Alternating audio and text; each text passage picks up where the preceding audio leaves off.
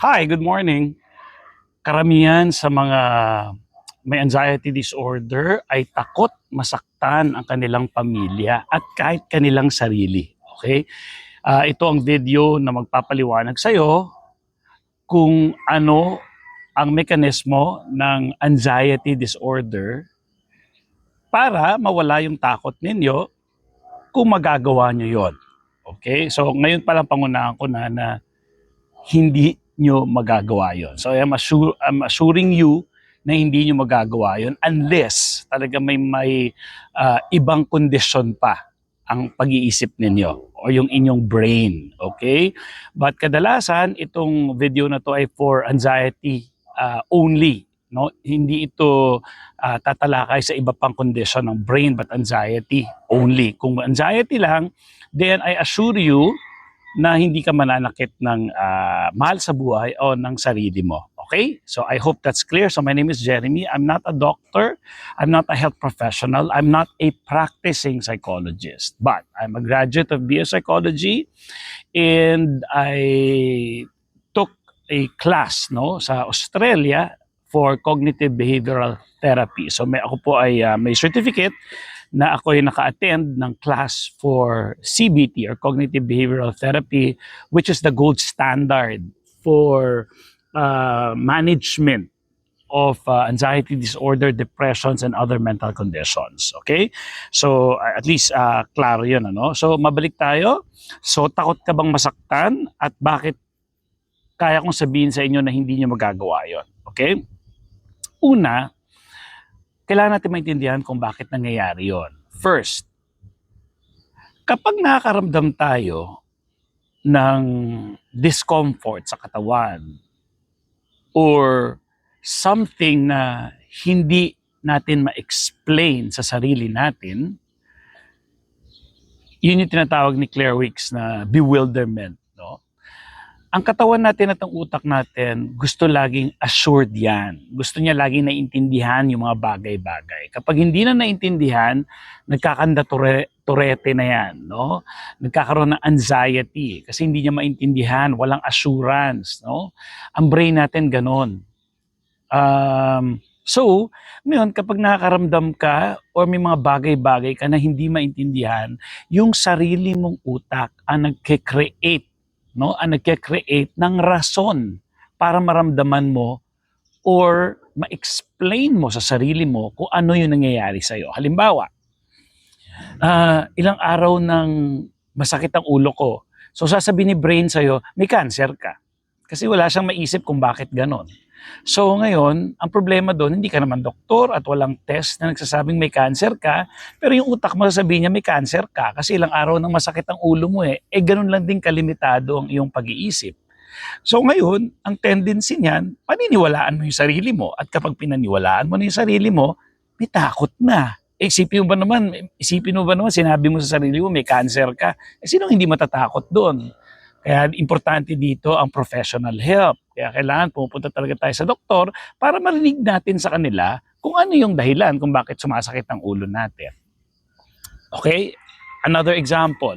Ito, kinukwento ko to sa mga katalk time ko base sa experience ko.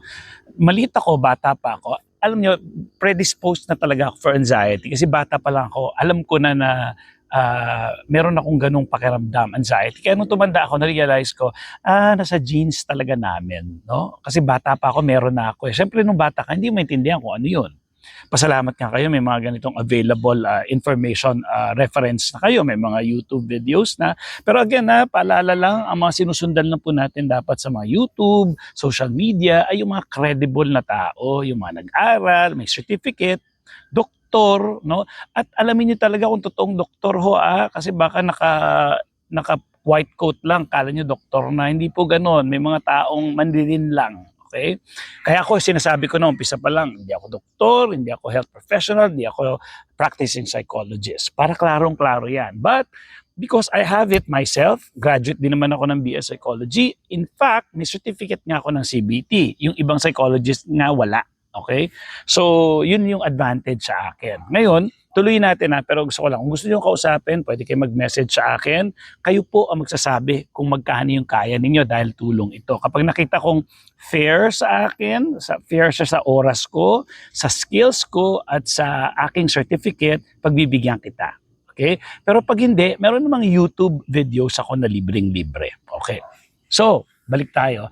So, ano yung mga ebidensya ko na bakit kaya kong sabihin na hindi kayang manakit ng taong may anxiety disorder lang sa kanilang mahal sa buhay o sa sarili nila? It is because anxious ka nga eh. Ngayon nga natatakot ka nang makasakit ka eh. So paano mo gagawin yun? Takot ka na nga, baka masaktan ko yung anak ko, baka masaktan ko yung asawa ko, baka masaktan ko yung sarili ko.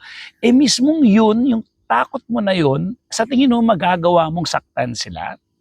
So kailangan ninyong maintindihan, no? Or intindihin na ang taong may anxiety disorder, hindi po siya nawawala sa sarili niya. Ang nararamdaman niya lang, matinding nervyos. Takot na takot lang. Pero yung sinasabing mawawala sa sarili, hindi po nangyayari yun. Kasi mas masarap nga mawala na lang sa sarili para mawala na takot mo di ba? Takot na takot ka. So sa tingin mo, nawawala ka sa sarili mo? Hindi. Okay? So isa yun, isa sa mga ebidensya yun. Pangalawang ebidensya, nakita na ba kayo ng news or may nabalitaan na ba kayong taong may anxiety disorder na nakakulong? Or pinatay niya yung sarili niya? Or nanakit ng mga tao? Okay? Kung anxiety disorder lang, hindi mangyayari yun. Pero pwede siyang manakit kung talagang base sa background niya, talagang nananakit siya or nakalakihan niya na expose siya doon sa pamilyang may sakitan na nangyayari. Pero ibang kwento yon. Hindi lahat ng tao may anxiety, may gano'n. Kayo ba yung background nyo, nagkakasakitan kayo sa pamilya? Kapag gano'n, at sa tingin mo nagiging tama yon, then ibang usapan yon. Okay, klaro? Pero kung kayo lang ay may anxiety disorder, hindi po mangyayari yun. So I'm just giving you that assurance. Okay? So yun yung ebidensya natin. May nakakulong na ba dahil sa anxiety lang? Kulit si Tiger. Tiger, pakita ka. Pakita ko. Sige, agaw attention. Tiger, mamaya na nag-video ako. Mamaya. Sige. So, well, again, yung ebidensya natin ay may nakakulong na ba na dahil sa anxiety lang or nagpakamatay dahil sa anxiety lang? Anxiety lang talaga. Again, hindi ibang kondisyon Hindi yung mga depression. Iba yon, anxiety lang. Or, may nakakulong na ba?